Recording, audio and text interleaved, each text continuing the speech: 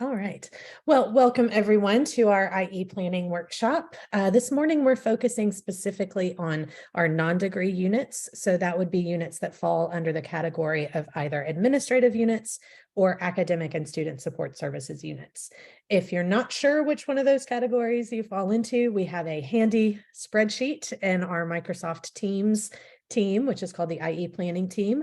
So if you're not sure, you can always go there and see which category we have your unit under. So in case you don't know me, I'm Allie Michael. I'm Assistant Director for Institutional Effectiveness and Assessment at Austin Peay. We also have Amanda Warnhoff, our Director of IEA here as well. Amanda is usually the point of contact for our degree programs, and then I'm the point of contact for our non-degree units for the IE process. So let's get into it. Okay. There we go. Okay, so starting right off, what is institutional effectiveness? What we're focusing on today is the planning part of the IE process at Austin Peay. Institutional effectiveness is something that we are required to do based on our SAC-COC accreditation standards, but it's something that we should be doing anyway because it helps us to leverage our strengths and also to identify and focus more on those areas that may need more attention for us. So this is a great little quote that I think kind of sums up what it is that we want to accomplish with an IE assessment plan. So really what we're talking about is continuous improvement when we talk about IE. So if you're familiar with the continuous improvement cycle, this is kind of what it looks like. And really what we're focusing on today are these first two parts of that cycle. So we're focusing on articulating outcomes and then planning an assessment for that. So here is the principle of accreditation from SAC-COC for administrative units. So this kind of guides our IE process for us. It's 7.3. I'm not going to read that to you. You are more than welcome to read it on your own. We also have for our academic and student support services units, they actually fall under a different standard, which I believe is 8.2.C, right, Kyle and Amanda? Yes, okay. They're very similar. Academic and student support services units have a little bit more that they do on the reporting, on the results reporting end, but really for the planning, very similar processes. So we break it up into two phases here, as I've already kind of been alluding to. We have our IE plan to start, and then we have the IE report. So we're going to focus on the plan right here. So these are the 4 steps that you kind of need to address when you're doing an IE plan. Your mission statement, we know that not all units have those, but we hope that if you don't have one, you're at least developing one or thinking about that. We also ask for outcomes and then measures for those outcomes and targets for those measures. When you submit your report later in the year, that's when you focus more on your findings and then closing the loop. So that would include like a reflective analysis, summary of your findings, things of that nature. But today we'll just focus on the plan. So minimum requirements for a plan, what we're asking for of all of our non-degree units. Mission statement, again, that's not necessarily a requirement, but it's very much suggested. If you don't have a mission statement and you'd like some help developing one, we're more than happy to help you with that. And then we ask for all units to have 2 outcomes. Now, administrative units only use administrative unit outcomes, and we'll talk about what those are in a minute. If you are an academic and student support services unit, you can use AUOs or SLOs, which are student learning outcomes. You don't have to use both of them. You can use both of the same, one of each, however it works best for your unit. For each of those outcomes, we ask that you have at least 1 measure for each outcome. On our new form that we're using for this cycle, there's actually the option where it says, does this outcome have a second measure? If it doesn't have a second measure, we ask you to provide some sort of rationale for why it doesn't have a second measure. If it does, you can go ahead and put that in there. So we do ask that 1 measure, if you only have 1, please make it be a direct measure. Otherwise, you're not really going to have a lot to work with on that. So you do want to have a direct measure for that. And just a few notes, something that comes up a lot when we're working with our non-degree units, they ask if they can assess the same outcome across multiple cycles. Yes, that's actually what we want you to do. So if you think about your outcomes as being very broad, they kind of relate to the main functions of your office. So theoretically, that's not going to be changing much over time. Now, your measures and your targets will change, probably, but the outcomes should remain the same.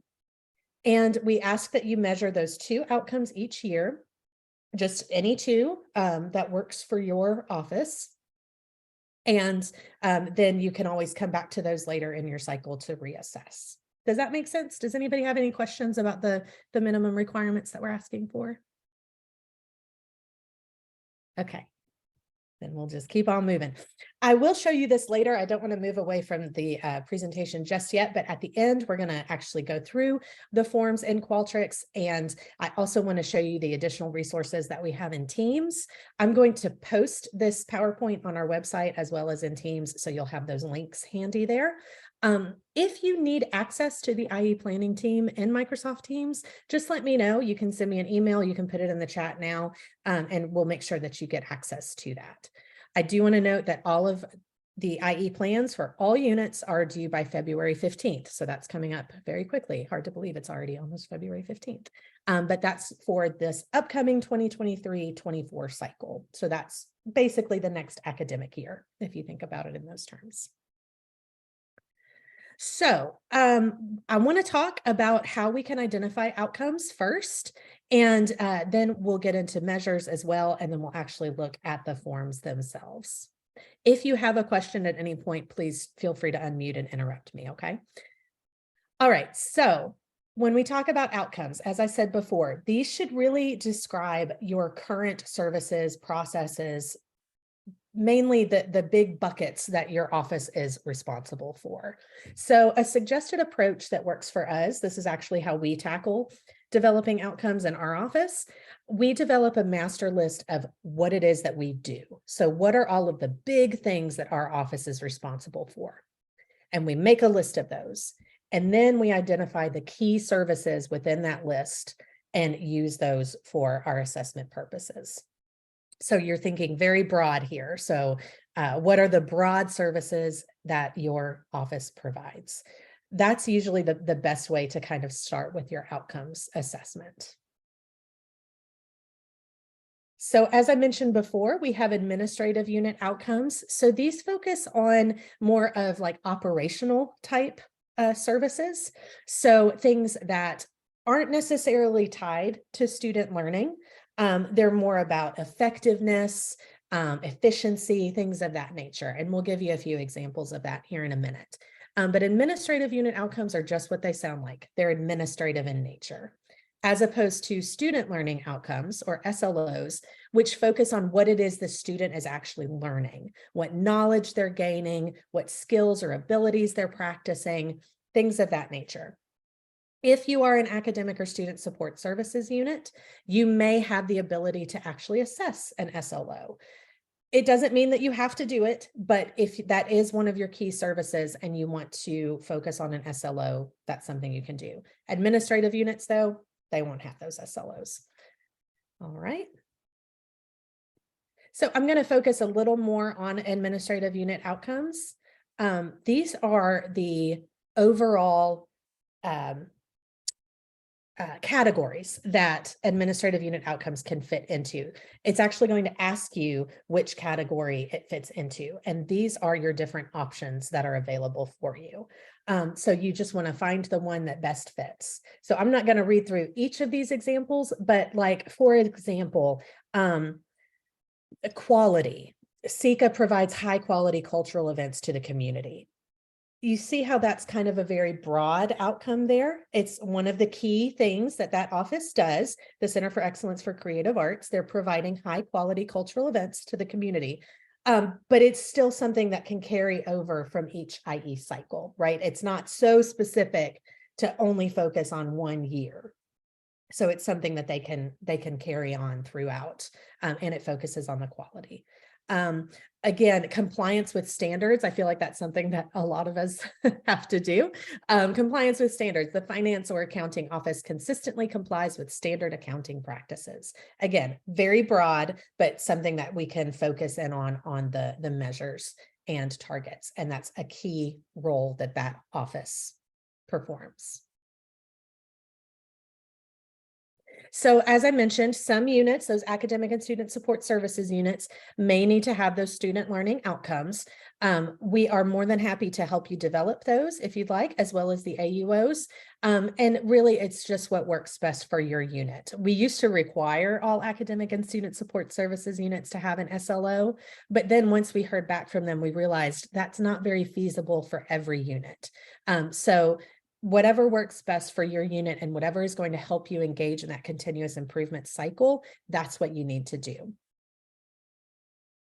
So all outcomes should be current. They should focus on something that you're currently doing. We're not talking about strategic planning here where we're looking to the future. We're talking about current things that we're doing now.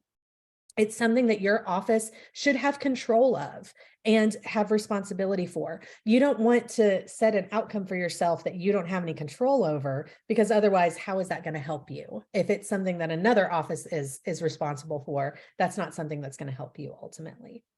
You also want to make sure it's something that's measurable.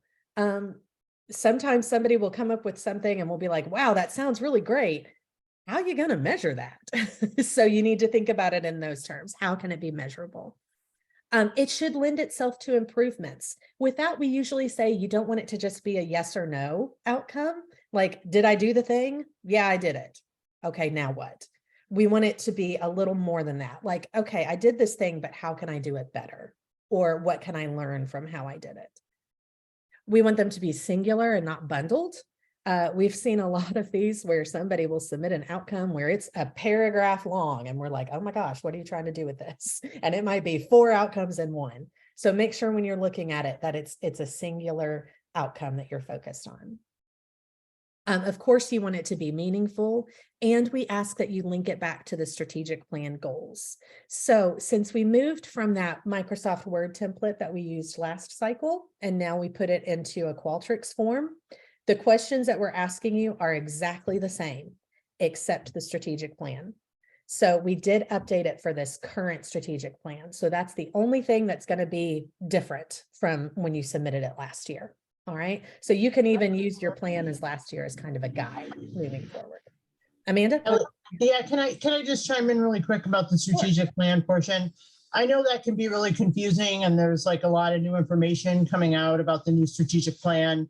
First, I just want to assure you that Allie and I are in conversation with Kat Bailey and others in that office to make sure we keep these processes aligned and is not duplicative as much as possible for you. There probably will be some duplication, but one of the ways that we're trying to kind of merge the processes is putting these strategic plan links on the form for you, and that will help Kat understand how the outcomes you have support the longer term goals of the strategic plan. So while IE and strategic plan are about sort of different perspectives, like IE is just our everyday operations and strategic plan is where we're trying to head, your everyday operations should be also supporting where we try to head. So there will be some, kind of finessing and overlapping as you work toward maybe being more specific about how you're going to measure and do things for strategic plan. We want to make those things as together as humanly possible. So if you're kind of like struggling with something in your unit about how do we take what they're asking us to do for strategic plan and make that work with IE or vice versa, we're happy to talk through that with you. And Kat and I are planning to do a joint workshop, hopefully sometime soon this spring, and we will be recording that as well. So we want to make sure we're trying to, they're still sort of building the new strategic plan, and we already have a process. So we're trying to make those things fit as much as possible. But we don't want it to be, we want it to be as small of an extra burden on you as possible. And we're happy to work with you to make it make sense. Definitely. Thank you, Amanda. Yeah, we are all about working smarter. So I do want to take a second here. I'm going to stop sharing my screen for just a second. Um, with the outcomes, talking through the outcomes, something that we did back in December, we had our first ever staff assessment redesign institute. So we've had this in the past with focused on faculty, so focused on degree programs, and we thought that some of our staff could benefit from that. So I've asked two of our participants from the staff ARI to kind of come and give y'all some feedback and some tips and tricks that they may have learned through that process. So Kyle Christmas and Jasmine O'Brien from the Provost's office are joining us today, and I'm going to put y'all on the spot. I'm sorry. Here we are. Kyle, and Jasmine, do you want to kind of share a little bit about the outcomes process that you got from the ARI? Yeah. I think one thing that I would like to highlight is something Allie mentioned earlier, but and I'd heard this before, but it hit home and resonated more in the ARI meetings. The idea of just drafting out those things, like what is it that we do? Starting there, we handle X, Y, and Z. These are the big buckets of things that we do on a daily basis currently, not what we hope to do in the future, not what we used to do, and we kind of changed it, but what are we doing right now, and what processes are we managing? And then that allowed us to take each of those and kind of break them out, maybe in some cases combine some of those buckets of things that we do, and then allow specific and meaningful outcomes to emerge from those things. That helped us realize that some of our previous outcomes that we've been using in the past were perhaps too specific and granular, and it'll forced us to back out a little bit and think about what's the bigger picture of that particular thing. Because while we did that particular thing for an outcome for a couple of years, that was really specific, and we've kind of tackled that. And now we're stuck here wondering how are we going to move that outcome forward? What we really needed to do was zoom out from that previous outcome and think about the bigger bucket. What is it that we're doing that for? That helped us quite a bit. Jasmine, I don't know if you wanted to add to that or say what you took from it. Yeah, no, I think Kyle hit the nail on the head there. Because for me, a lot of times I sit here when we're planning and I'm like, well, I do a lot, but how do you measure what I do? Like, I mean, I read through curriculum proposals and we approve those, but how do you actually measure that piece of it? You know, like besides the account, like how many came through, how many were approved. So I think this ARI helped me to kind of look at what I do in a broader sense as far as what does it touch, and then kind of break it down into the pieces that we could look at that are measurable. So that's kind of what I took from that. It's like breaking it down into the big buckets, but then looking at it from a measurable standpoint, because there are some things that we do day to day.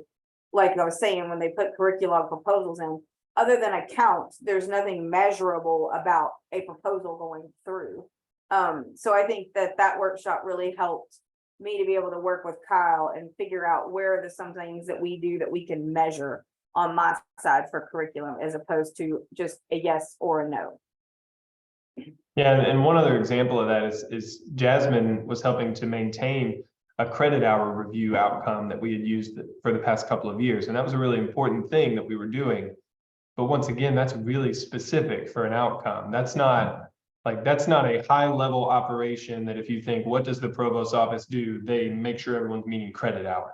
That's not necessarily the point. That really falls under a bigger, higher level outcome, which is related to SAC-COC compliance and accreditation. And so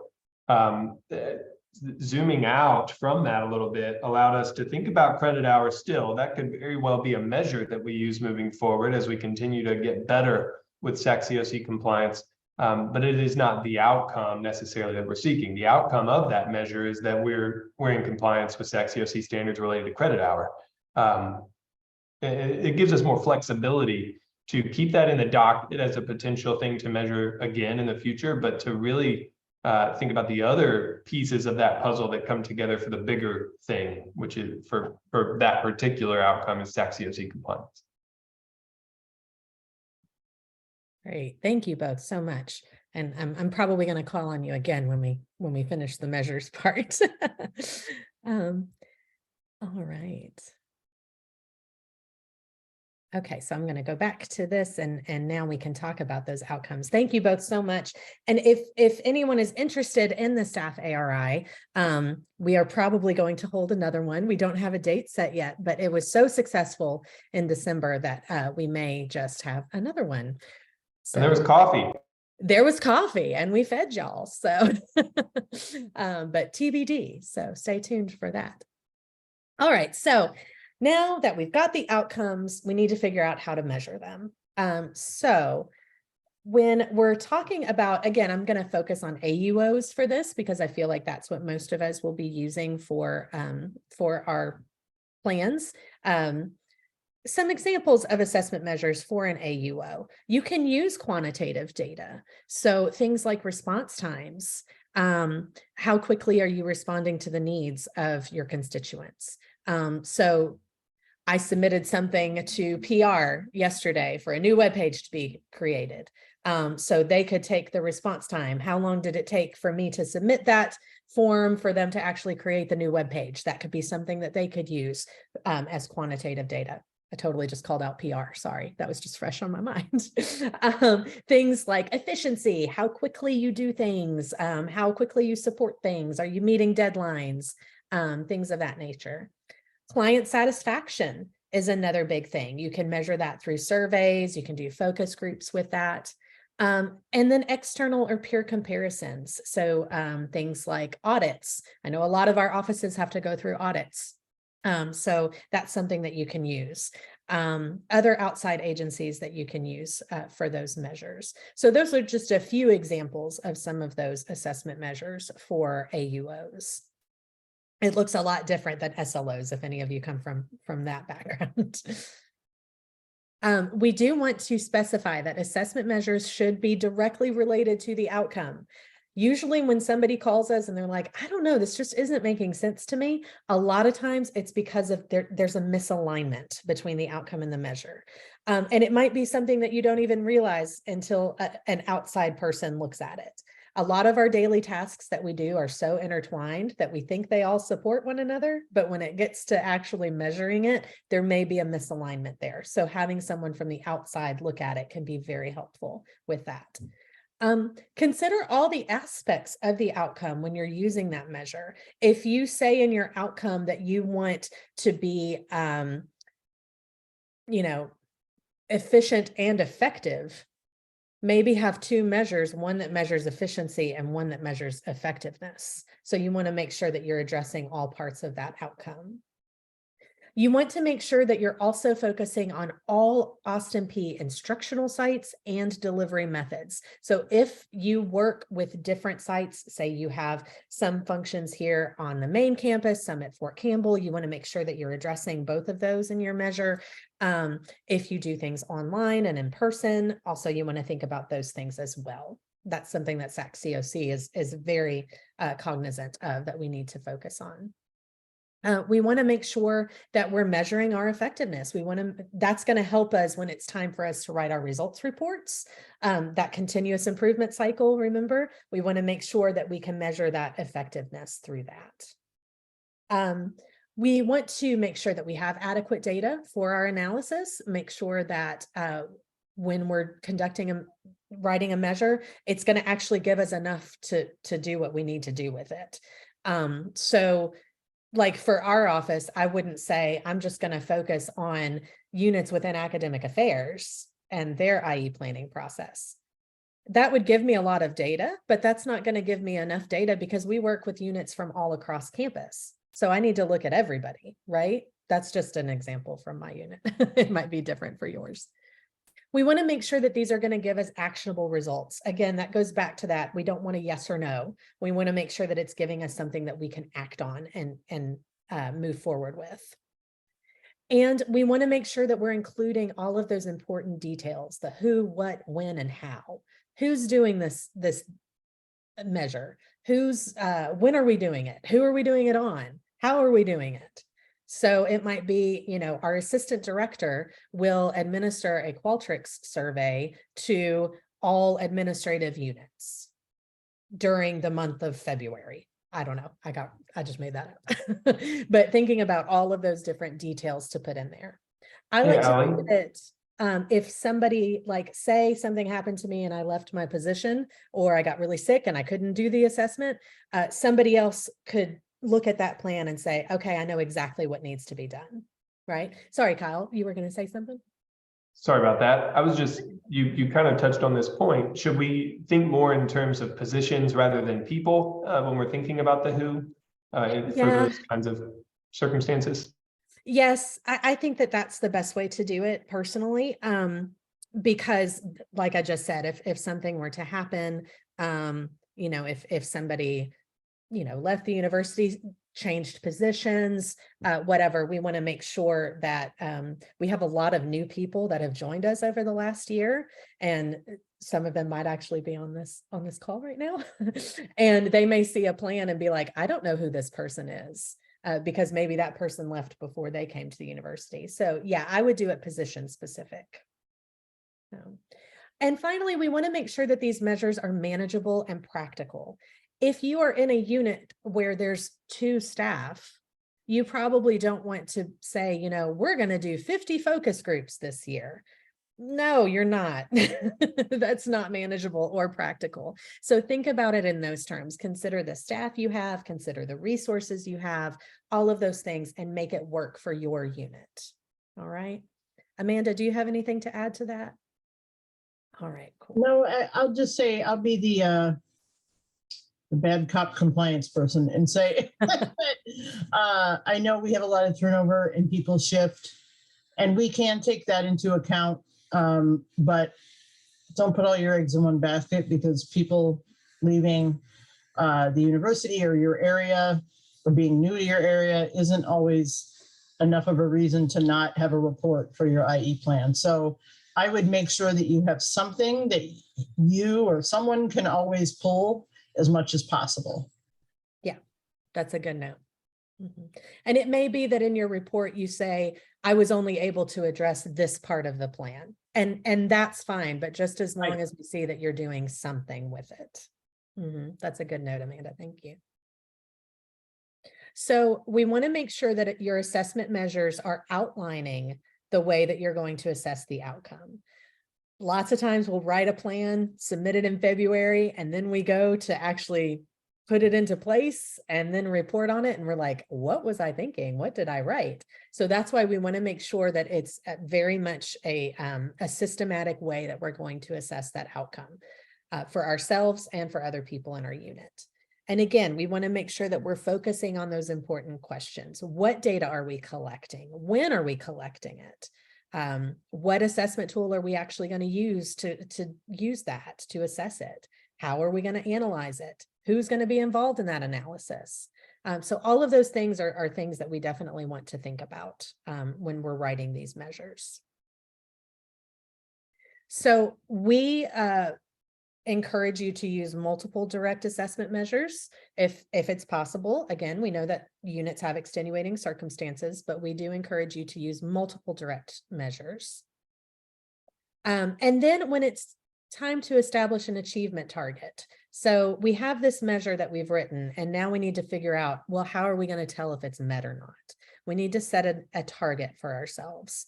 So it gives us that standard for determining whether or not we met that measure. And it helps to add some context and some perspective to our data analysis. So we can get, our survey results, but if we're not looking at them in the context of what we're trying to actually achieve with them, they're not going to have as much meaning to us moving forward, right? So we want to make sure that when we're setting an achievement target, we're making them very specific. So we want to avoid those words like, most of our responses are going to be this. No, we want to attach a number to that. 95% of our responses will be this, whatever percentage works for you. I do want to say that we typically encourage units not to use a 100% compliance, but we know that there are some units where that's the only option. I'm thinking about like some of our finance units, like they have to have 100% compliance for something or else that's not going to be good. So things like that, yes, we know that there's extenuating circumstances, but for the most part, you want to avoid 100%. Because really, I mean, for one thing, if you're getting 100%, where are you going to go from that? You can't really get much better than 100%, right? But make sure that you're making it very specific for yourself. That's going to help you when it's time for results reporting. Again, we want to make sure that there's alignment between the outcome, the assessment method, and the target. Make sure that all of that is aligned. And we want to make sure we use item analysis where it's appropriate and not averages. So when we're talking about that, it's specifically, I think the best way is looking at surveys. If you're using a survey, don't do an average score across it.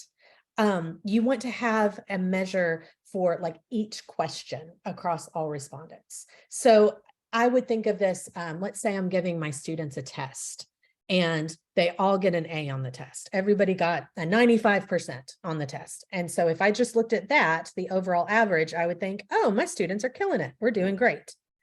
But if I looked at it question by question, I might see that every student missed the same question. So even though they all got an A, they all missed this one question. So that would tell me as a teacher, oh, I probably need to focus on that one question because they all missed it. So we, don't fall into the trap of just looking at the overall average. Look at it item by item. Does that make sense? Yeah. Sorry, I just had my K-12 hat on for a minute there. Okay, so the bottom line is don't count stuff. We're not just saying, give us a count of how many things you processed or how many, curriculog entries you got. We want you to move beyond just counting stuff. We want us to assess effectiveness so that we can focus on our improvements and leveraging those areas that we're doing really well in.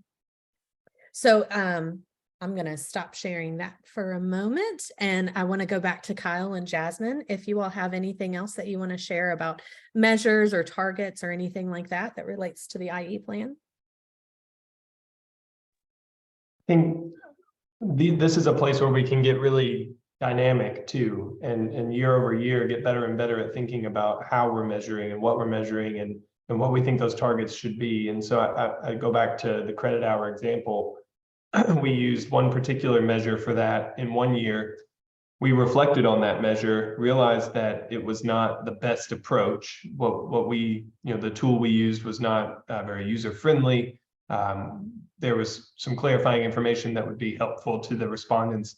We refined that tool, redeployed the new thing in a following year, and had a completely different outcome, right? We had a far better response rate, these kinds of things. And so I think this is where closing the loop comes in. And today we're really thinking about getting our IE plans written, but it was in the report writing piece of that first time looking at credit hour where we really drilled into how was our response rate, what kind of data did we gather, and it turns out that we had a lot of improvement to make in how we were assessing, not necessarily whether or not we were meeting our credit hour expectations, but how are we assessing whether we are meeting those expectations. And so I think that's very specific to something that we do, but that can apply elsewhere too. We constantly have to be thinking about how we're measuring, what we're measuring, whether or not we're getting the traction we want with that measurement tool. So that's where being a bit dynamic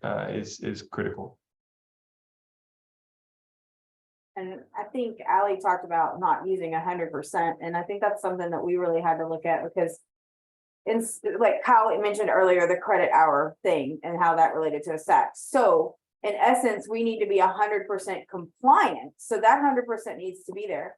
But what we're doing is we're doing a random sampling of classes. So where we needed to be realistic was if we're sending out for 400 faculty to evaluate a class, you're probably not going to get 100% response rate. So what we were looking at was really an 85 to a 95% response rate. But of that response rate, we wanted to be 100% compliant. So for me, it was having to back up from that 100%. Like, okay, I know I need to be 100% compliant, and you're wanting to say 100%, but not all 400 are going to turn the results in. So then it's like, okay, if 85% reply and we're 100% compliant in those responses, are we still okay? So sometimes it's backing up from where you need to be. But like with SACs, we have to be 100% compliant. We can't be partially compliant. So that was a big step in learning that when we went to that thing for me, was the difference between an answer to what we're doing and 100%. Yeah, I'd love to just tag on that a little bit too, because there's also the realistic outcome here, which is we're going to get a response rate from that stratified sampling of faculty. Maybe that response rate falls into our window. Great. Maybe we learn from the responses that we're missing it on credit hour in a couple of areas. That's where we go to work, right? That's where we take those results and see, here's some things that we need to maybe reteach, some structures that we need to strengthen, some expectations we need to clarify, what have you. It's not necessarily the end of the world if we don't get back the data that we were expecting, but instead we need to then, or hoping for perhaps, instead we now need to use that data to get better. And from a SAC-COC perspective too, I think often accreditation it's easy for us to throw it around as this big hammer and we want to make everyone afraid, right? Ultimately, the SAC-COC reviewers are going to come here and see, do you have a process for doing this thing? Are you following your process? Are you identifying places where you're not following that process? And then are you doing better next time? And if we can show that pattern, even if it's a cycle where we're continuously going back and saying, oh, okay, we weren't quite there and we had some struggles with this piece, but we did this to mitigate that issue and to get better. Reviewers see that and think, okay, this university is taking steps forward. And so we don't want to necessarily just beat people up with the SAC-COC stick. We want to use that as an opportunity to stress that importance of continuous improvement. Yeah, thank you both so much. I think we got as much out of the ARI as our participants did. So it was just a really great experience, and I'm already looking forward to the next one that we can have. So thank you both. So I do want to take a moment now and actually show you first our IE planning team, so you can see the resources that are available, and then I want us to go through the form itself. So I'm just going to share my entire screen so y'all can see it. Okay, so to start off, I want to show us the team. So I hope that this is familiar for most of you. If it's not, let me know and I will add you to the team. So when you get onto Microsoft Teams, mine might look a little different from yours because I'm using dark mode. But this is, you'll click on the little Teams icon and it gives you all of the different teams that you're part of. The one that we're looking at now is IE planning. You'll see the little continuous improvement icon. So let's click on that. When you first log in, it defaults to the posts. So this is just a chat area. This is where I typically share the links to our recordings. I'll post the recording to this in here in just a little bit. You can also post things here if you have questions or if you have things that you'd like everybody in the IE planning team to know about. This is open to everybody. Anybody can post on this, not just me. So, but what we want to look at is right here, this little option that says files. That's where you want to go. So when you click on files, you'll see we divide it up by planning cycle. So what we're looking at today is this 2023 to 2024 planning cycle. That's the plan that we're currently working on for our upcoming cycle. So if you click on that, you'll see this folder that has the links to all of those template forms that you can find. This is the completion report. This is also where you can find out what unit type you fall under. So if you click on this, this is something that I update every single day now because I'm keeping up with completion reports. So this is kind of, this is the second sheet. If you log in and you see this, this is just an overall summary of who all has submitted. Kudos to the College of Business. They reached 100% today. So, okay. But you want to click on this first tab. Oh, and I need to update that tab. It should say 23, 24. But when you log in here, it starts with all the degree and certificate programs. So you're going to want to scroll down until we get to these. So these are all of our administrative units. And then further down are the academic and student support services units. We have the assessment coordinators listed here in this column.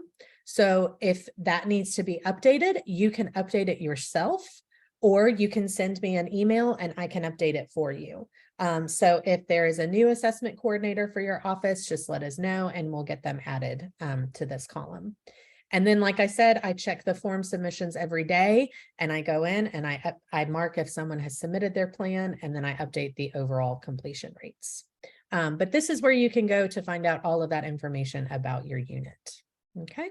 Any questions about that or about unit types? All right. So now let's look at the actual survey. So this is the survey for administrative units. So the one for academic and student support services units will look a little bit different, but I thought we would start with this one for academic units. So we have our instructions here that you can read over to follow. I already went over these in the presentation for you, but they're printed again here. We do kind of put here all of the information that we're asking you to enter. I do want to say the survey settings allow you to leave it and come back, but I would advise against that. We had someone actually from the College of Business who left, and then when they came back, it didn't save their progress. Even though it was supposed to, it didn't. And I know that that was very frustrating for her because she had to re-enter that information. So I would recommend putting this in a Word doc or something, copying and pasting if you can, you know, or doing it all in one sitting if possible. It also is set to automatically record your response after a week of inactivity. So if you log in or you go into Qualtrics to do this form and you only do it halfway and then you forget about it for a week, it's going to submit the part that you had already done after a week. All right. So these are all of the things that it will ask you to enter. And so we'll actually get started. So I'm just going to fill this out as we go. So I'm going to say we're IEA. I'm just going to put my info. Mission. I'm just going to put test for now because I can't quote our mission off the top of my head. We have one. So this is where right here, you want to list all of your unit level outcomes. So not just the ones that we're including in this plan, you want to put all of them in there. So for instance, our office has, I believe, 4 overall outcomes. We may be adding a 5th one. We've been talking about that. But we do definitely have 4 that we include. And so we would put all of those here. We recommend that most units have about 2 to 6 unit level outcomes. If it's more than 6, it can get a little unmanageable. So really just focus on those 2 to 6 unit level outcomes. And each outcome, we suggest a length of about a sentence for each one. Select the cycle that this one is for. You only have one option, 23-24. So you'll select that. And I'm just going to put here, all of our outcomes are awesome. Okay, so this is where we're getting into the actual plan. So you'll put outcome 1 here. You'll actually type out what the first outcome is that you'll be assessing for this cycle. And then you want to link it to your strategic plan. So depending on which pillar you select here, the next screen is going to give you the goals associated with that particular pillar. So I think ours is probably going to be, what did we say it fit under? Let's just say the academic experience. So when we go to the next screen, we see the goals that align with that strategic plan goal. Or that strategic plan pillar, I'm sorry. And so then I select which goal that goes with. All right. If you selected one and you thought, oop, that's not what it is, you can always go back and say, actually, I think that we're in the employee experience. And I can go forward and look at those goals. So it's going to update based on whichever one you choose. All right. So I'm not really reading those. I'm just going to select one. So this is where you select the category for your AUOs. So you'll go through, let's say that we're going to focus on efficiency. If it is an other, if it's something that's not listed here, you can select other and type in what it is. This is where we ask you to actually describe the assessment method. So just assessment description goes here. And then the target. So, and we give you an example there. 85% of responses will be made within 24 hours. You know, that's where you want to get specific. So target goes there. And then we ask you this. This is something that we first started asking you last year. because we thought that it would be very helpful to have some context for these plans. Have you implemented any changes based on previous assessment results that you expect could impact results for this outcome? If it's yes, then select yes, give us some information there. So it may be, you know, based on our feedback that we got last year, based on our assessment that we got last year, we've hired a GA. And this could potentially impact this because we may have, you know, more data to analyze or more opportunity to analyze, whatever works there, you can put that.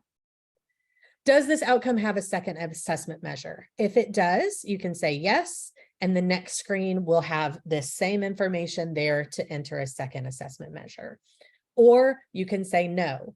If you say no, it's going to, for this one, we don't ask you to provide a rationale. Sorry, that was for degree and certificate units. So you don't have to provide a rationale for this one. You just go on to the next one. And this is outcome 2. So we're going to do the exact same process all over again with the second outcome. All right. Any questions about that form or anything that you'd like to add, Amanda? I'm going to stop sharing so I can see everyone. The form looks great. Thank you. Oh, yes. Thank you, Amanda, for saying that. Make sure that your email is entered correctly, because when you hit submit, you are going to get an automated email from Qualtrics that actually has all of your responses in it. So what we will do after the February 15th deadline, our office will go in, take all of those submissions and put them into individual IE plan templates for you, just like the ones that we used last cycle. And then we'll put those in the IE planning team so that you can easily locate them and see them. But in the meantime, if you need to go back and see what you submitted, you can refer back to that email that you received from Qualtrics. All right. Thank you, Amanda. I forgot about that. Any questions about this whole process?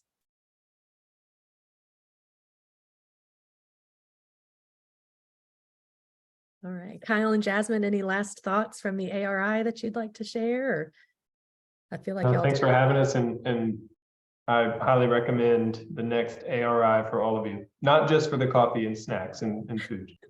It was one of the best workshops I've been to, and it really helped explain things. So if you can go, definitely go. Oh, awesome. Thank you, Jasmine. All right, well, I'll hang around for a few minutes. I'm going to go ahead and stop the recording.